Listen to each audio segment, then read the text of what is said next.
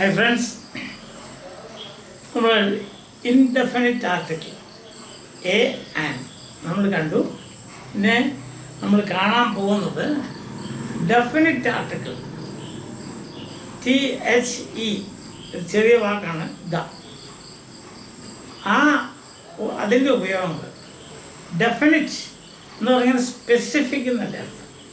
എന്ന് വെച്ചാൽ നമ്മൾ തൊട്ട് കാണിക്കുക ആ ബുക്ക്, അല്ലെങ്കിൽ ആ മരം, അല്ലെങ്കിൽ ആ ടീച്ചർ, അല്ലെങ്കിൽ ആ വാതിൽ എന്നൊക്കെ പറയില്ലേ.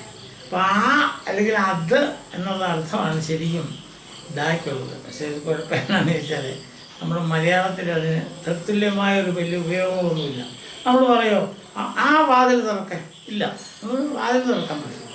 അല്ലെങ്കിൽ നമ്മൾ പറയുമോ ആ മരം കാണാൻ ഇങ്ങനെ ഇല്ല, അത് നമ്മൾ മലയാളത്തിൽ ഇല്ല. അത് സാരമില്ല, നമുക്കിപ്പോൾ ഇംഗ്ലീഷ് പഠിക്കാം. ഇതൊരു നല്ലൊരു രസകരമായ ഒരു ഏരിയയാണ്. ഇത് പഠിച്ചത് മാസ്റ്റർ ചെയ്യുവാണെങ്കിൽ ഒത്തിരി ഉപയോഗങ്ങളുണ്ട്. പല ടെസ്റ്റിനും പല കോമ്പറ്റേറ്റീവ് എക്സാമിനേഷനും ഒക്കെ ഇതിനെ ബേസ് ചെയ്തുള്ള ക്വസ്റ്റ്യൻസൊക്കെ ധാരാളം വരാറുണ്ട്. അതുകൊണ്ട് തീർച്ചയായിട്ടും ഇത് പഠിക്കുന്നത് നല്ലതാണ്. ഇന്ന് നമ്മൾ ഇതിനെ സംബന്ധിച്ച് 3 കാര്യങ്ങൾ ഞാൻ പറയുന്നത് വളരെ സിമ്പിളായിട്ടുള്ള കാര്യമാണ്. ഒന്നാമത്തെ കാര്യം എന്താണെന്ന് വെച്ചാൽ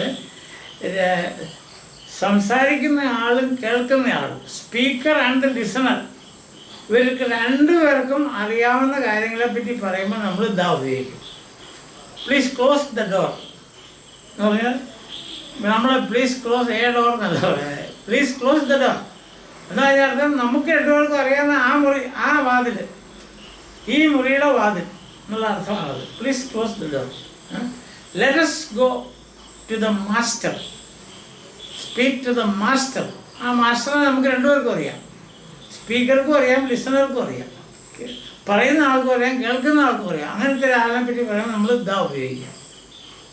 അതുപോലെ തന്നെ let us go for the circus.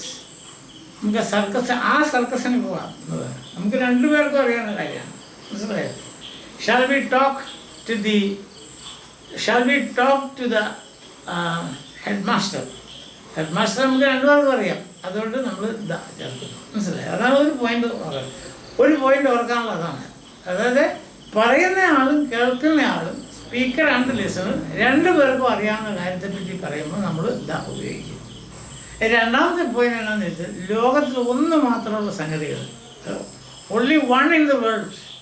Four example the sky, the moon, the sun. പിന്നെ നമ്മൾ ദ പോപ്പ് പറഞ്ഞല്ലോ, ദ പോപ്പ്. അതുപോലെ തന്നെ ദ എർത്ത്, ദ സ്കൈ എന്ന് ഞാൻ പറഞ്ഞല്ലോ. അതൊക്കെ അപ്പോൾ ഇങ്ങനെ ലോകത്തിൽ ഒന്ന് മാത്രമുള്ള, അല്ലെങ്കിൽ പ്രത്യേകതര, യുണീക്ക് എന്നൊക്കെ നമ്മൾ ഇംഗ്ലീഷ് പറയുന്നത്, യുണീക്ക്. അങ്ങനെയുള്ള കാര്യങ്ങളുടെ തൊട്ട് മുമ്പ് നമ്മൾ ദ ഉപയോഗിക്കും. അങ്ങനെയുള്ള നൗൺസ് ഇപ്പോഴും ദ വരുന്നത് ഒരു നാമവുമായിട്ട് ബന്ധപ്പെട്ടാണ് വരുന്നത്. അപ്പം the sky, the earth, the moon, അല്ലേ? അതങ്ങനെ നമ്മൾ പറയുന്നത്. അതുപോലെ ദ പോപ്പ്.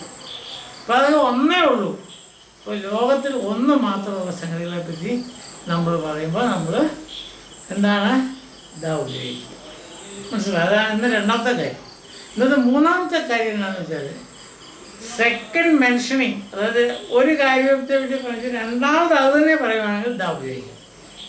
നമുക്കറിയത്തില്ല, once upon a time there was a king, the king was kind എന്ന് പറയുന്നത്. അങ്ങനെ ആ രാജാവിൻ്റെ കാര്യം രണ്ടാമത് പറയുകയാണ്. അപ്പോൾ നമ്മൾ പറയും the king was very kind. Once there was a giant, the giant was very generous. The giant was very generous. അങ്ങനത്തെ ജനറസ് ആയിട്ടുള്ള ജയൻറ്റ് ഉണ്ടോ എന്ന് നമുക്കറിയത്തില്ല. ഞാൻ പിന്നെ ഒരു മോശമായിട്ട് ഈ ജയൻറ്റുകളെ പറ്റി പറയേണ്ടതെന്ന് വെച്ചിട്ട് നന്മ പറയുന്നതേ ഉള്ളൂ. നിങ്ങളത് സെൻറ്റൻസ് ആയിട്ട് എടുക്കുക. ഓക്കെ, അപ്പോൾ അതാണ് എൻ്റെ കാര്യം. നമ്മൾ പിന്നെ അത് ഐ സോ എ ബോയ് ഉണ്ടോ? നമ്മുടെ ഇൻഡെഫിനിറ്റ് ആർട്ടിക്കിളാണ് a boy. The boy was playing football. അതാണ് എൻ്റെ കാര്യം. The boy was playing football. മനസ്സിലായോ? അപ്പോൾ രണ്ടാമത് ഒരു കാര്യത്തെപ്പറ്റി പഠിച്ച് ആ കാര്യം തന്നെ രണ്ടാമത് പറയുകയാണെങ്കിൽ ദ ഉപയോഗിച്ചിരിക്കണം. കാരണം എന്താ? നമ്മൾ I so A boy, the boy, ഏത് ബോയ്? ആ കുട്ടി. മനസ്സിലാവുന്നുണ്ടല്ലോ? അതാണ് ഇതിൻ്റെ കാര്യം. സത്യം പറയുകയാണെങ്കിൽ നമ്മൾ മൊത്തത്തിൽ ഇങ്ങനെ ഓർത്താൽ മതി. സ്പെസിഫിക് ആകേണ്ട സംഗതികളുണ്ട്. ചില സംഗതികളൊക്കെ സ്പെസിഫിക് ആയിട്ട് പറയണം, അതായത് ഡെഫിനറ്റ് ആയിട്ട് പറയണം. അല്ലെങ്കിൽ അത് അല്ലെങ്കിൽ ആ എന്ന അർത്ഥമുള്ള ദാറ്റ് എന്ന അർത്ഥമുള്ള ഒരു കോൺടെക്സ്റ്റ് വരുവാണെങ്കിൽ നമുക്ക് ദ ഉപയോഗിക്കാം. അപ്പോൾ ഇന്ന് തൽക്കാലം ഇത് മൂന്നും ഓർത്തിരിക്കുക. ഇനിയും കുറേ കാര്യങ്ങളൊക്കെ ഉണ്ടാക്കി നമുക്ക് സിമ്പിളാണ്, വെരി സിമ്പിൾ. ഇപ്പോൾ ഇന്നത്തെ നമ്മളൊന്ന് ഓർത്ത് നോക്കി, പറയുന്ന ആൾക്കും കേൾക്കുന്ന ആൾക്കും ഒരുപോലെ അറിയാവുന്ന കാര്യത്തെപ്പറ്റി പറയുമ്പോൾ നമ്മൾ ദ ഉപയോഗിക്കുക. See, don't drop the pen. എനിക്കും അറിയാം, നിങ്ങൾക്കും അറിയാം. Don't drop the pen. Don't drop a pen അല്ല, ഡോണ്ട് ഡ്രോപ്പ് ദ പെൻ. അതാണ് fill the pen with ink.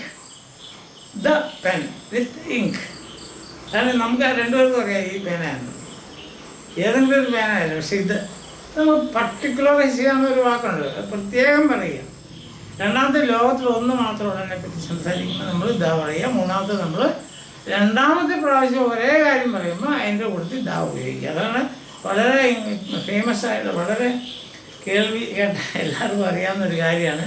C, I met a teacher, the teacher was very kind. എന്തോ, I met a teacher, the teacher was very kind. ആ വേറെ ടീച്ചേഴ്സിനെ പറ്റിയല്ല, ഞാൻ കണ്ട ആ ടീച്ചറിൻ്റെ കാര്യമാണ് പറയുന്നത്. ക്ലിയർ ആയല്ലോ? ഓക്കെ, സമയം ഫോർ ദ ടൈം ബീങ് തൽക്കാലത്തേക്ക് നിർത്താം, നമുക്ക് കണ്ടിന്യൂ ചെയ്യാം പിന്നെ. Okay, by.